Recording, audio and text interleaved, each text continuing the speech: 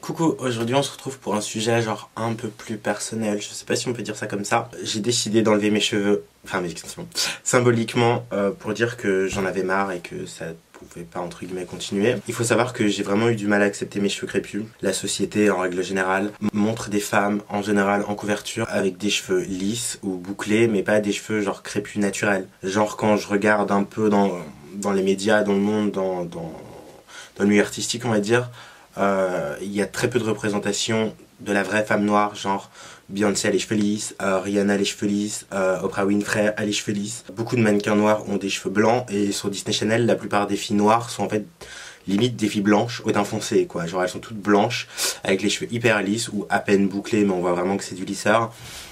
Et moi-même j'ai eu du mal à accepter moi-même. Alors récemment il y a eu un scandale avec une mannequin qui s'appelle Lupita Nyong'o, il me semble. J'écrirai le nom en dessous parce que j'ai un peu du mal à le dire. Qui est une mannequin ou modèle noire, enfin faut le dire, voilà. Et elle a fait un shooting pour un magazine, il me semble que c'est Grazia, mais je suis pas sûr, je mettrai un article en barre d'infos. Et en fait, elle a fait une couverture de magazine et il faut savoir qu'elle avait les cheveux en arrière, donc plaqués en arrière, et à l'arrière il y avait l'afro. Et il faut savoir que sur la couverture de magazine, ils ont enlevé genre ses cheveux afro, genre ils ont photoshopé pour que ça ait l'air un peu plus normal, enfin voilà. Il faut savoir aussi que j'ai la sensation, je pense, je suis pas sûr, dites-moi en commentaire si je me trompe, que je suis une des rares ou la seule MTF de couleur sur YouTube. Par rapport à ça, j'ai vraiment eu du mal à me référer à d'autres personnes transgenres, sachant que personnellement j'ai l'impression que le passing est un petit peu plus difficile pour les filles noires que les filles blanches. Bon après ça dépend mais je vais vous expliquer pourquoi. Par exemple, c'est aucunement un jugement, mais c'est quelque chose que moi-même j'ai un peu du mal. Il faut savoir que les cheveux crépus, genre c'est vraiment très dur à entretenir, mais quand je vous dis dur, c'est dur. Là je les ai décolorés, je fais n'importe quoi, c'est la résignation, voilà. L'entretien prend beaucoup plus de temps que pour une personne blanche, entre guillemets. Et quand je vois ces youtubeuses qui laissent juste pousser leurs cheveux et qui mettent un peu de fond de teint et qui passent, je me dis que j'ai pas de chance. Si moi je laisse juste pousser mes cheveux, que je mets un peu de fond de teint, je vais être méchante, je ressemble à rien. Il faut savoir aussi que au niveau du passing, je suis obligée de me maquiller tout le temps. Ou en tout cas quand je sors ou quand je me montre. Étant donné que j'ai des poils crépus, j'ai très souvent ou tout le temps en fait des poils incarnés. Ce qui fait que comme le poil est crôlé, on peut dire ça comme ça, comme le cheveu est bouclé, en fait quand il pousse, il fait comme ça et ça rentre directement dans la peau. Ce qui fait que j'ai plein, je pense que je peux montrer. Merci le zoom. J'ai plein de cicatrices. Le cou c'est une horreur. Je me suis rasé là pourtant. J'ai des cicatrices et une horreur. Je peux pas me permettre de sortir dans la rue comme ça. Genre ça fait vraiment... J'avais une barbe. Voilà, le passing est beaucoup plus dur. Et pour l'épilation laser c'est beaucoup plus dur aussi de trouver des cendres qui ont un laser adapté à la peau noire. Sinon comme référence entre guillemets, j'en ai qu'une sur YouTube donc de couleur. C'est French Charlie. Et c'est un youtubeur FTM. Et c'est le seul auquel je peux me rapprocher, genre vous voyez ce que je veux dire. Et on va dire c'est un peu dur, genre voilà il y en a un et c'est l'inverse de ce que je vis. Donc je veux dire en tant que personne transgenre et maintenant youtubeuse, bon je sais pas voilà, mais en tant que youtubeuse, j'aimerais aussi un petit peu être un exemple pour les autres personnes MTF, pour les autres MTF de couleur quoi, parce que c'est un peu dur de transitionner et de pas avoir un référent ou une référence, parce que c'est peut-être très c'est peut-être mettre les gens dans des cases, mais il faut savoir que dans le combat pour la représentation des personnes transgenres, le 3/4 sont blanches. De tête comme ça, je vois que... Ah, je me rappelle plus de son nom. L'actrice d'Orange is the New Black, il me semble que c'est la seule personne transgenre de couleur que je connais. Donc oui, j'ai vérifié, c'est Laverne Cox, je suis vraiment désolée. Et oui, et je pense que... je trouve que les minorités sont pas assez représentées, parce que oui, il y a des personnes transgenres, mais encore une fois, c'est souvent des blanches. C'est mal dit comme ça, c'est dur, mais voilà, par exemple, il me semble que dimanche dernier, il y a eu un reportage sur les personnes transgenres.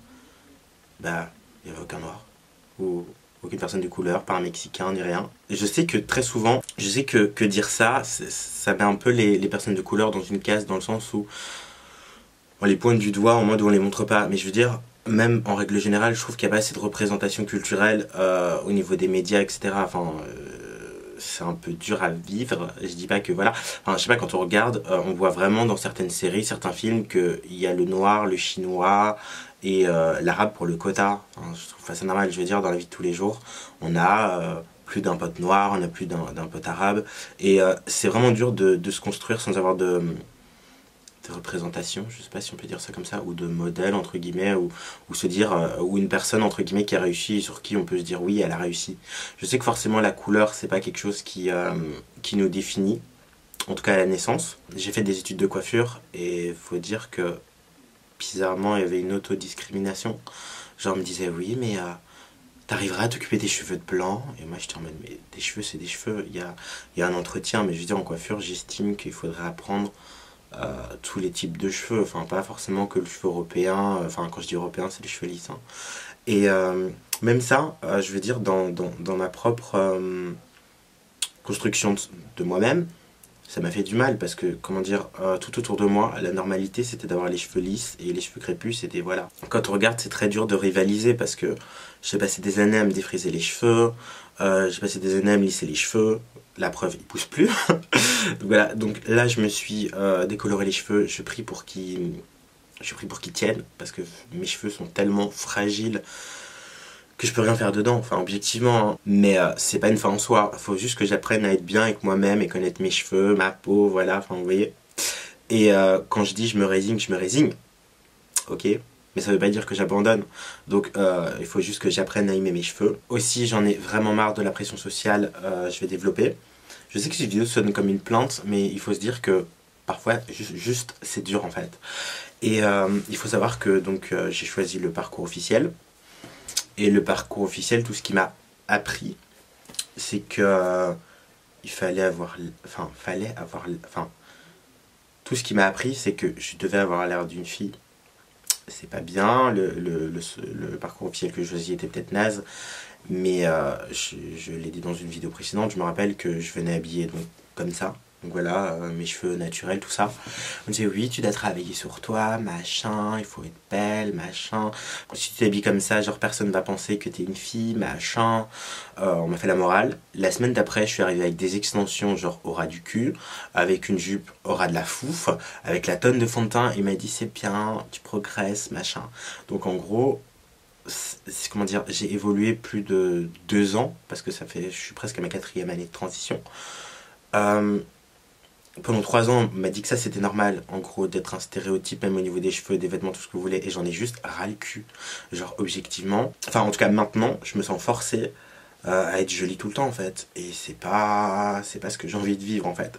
Parce que, bizarrement, parce que je suis la personne la plus paradoxale au monde, quand je sors comme ça dans la rue, on me dit mademoiselle, or que je suis juste dégueulasse. Enfin, moi, je me trouve juste dégueulasse. Et quand je prends 2-3 enfin, non, peut-être pas 2-3 heures, mais quand je prends au moins 1 heure à me préparer, mettre mes extensions, me maquiller, on me dit monsieur, je comprends. Enfin, j'ai du mal à comprendre. Et c'est peut-être ça qui a fait le déclic. C'est que au plus je me sens mieux dans ma peau, au plus j'ai confiance en moi, au plus je vis ce qui est à l'intérieur de moi. Comment expliquer? Genre des fois, au plus je suis moi-même, donc ce que je suis à l'intérieur, enfin ce que je suppose, au plus je passe mieux. Et ça c'est quelque chose que j'ai vraiment du mal à cause du justement l'espèce de formatage de l'équipe officielle. Et j'en suis arrivé à un point où je me sens vraiment très mal de me filmer comme ça sans maquillage, sans extension, et voilà je me dis je suis moche, je ressemble pas à une fille, machin. Très souvent on me prend pour un garçon manqué, et voilà c'est juste dur de l'image qu'on renvoie, et c'est très dur de se construire quand on n'a pas de référent ou de modèle. Donc je me suis mise en tête de faire absolument ce que je veux. Donc voilà, j'en ai marre des problèmes que j'ai pu me créer lors de cette transition. J'ai juste envie d'être heureuse maintenant et d'être vraiment, mais quand je vous dis bien dans ma peau, c'est bien dans ma peau. Donc j'ai commencé un régime parce que les hormones m'ont fait grossir. Super. Et maintenant je m'habille comme je veux. Genre avant je m'habillais comme je voulais aussi, mais j'essayais vraiment d'être le plus féminine possible et ça me fatigue. Genre il faut savoir que quand je fais une vidéo, je passe au moins une demi-heure, 1 heure à me préparer, genre avant de pousser sur le bouton record.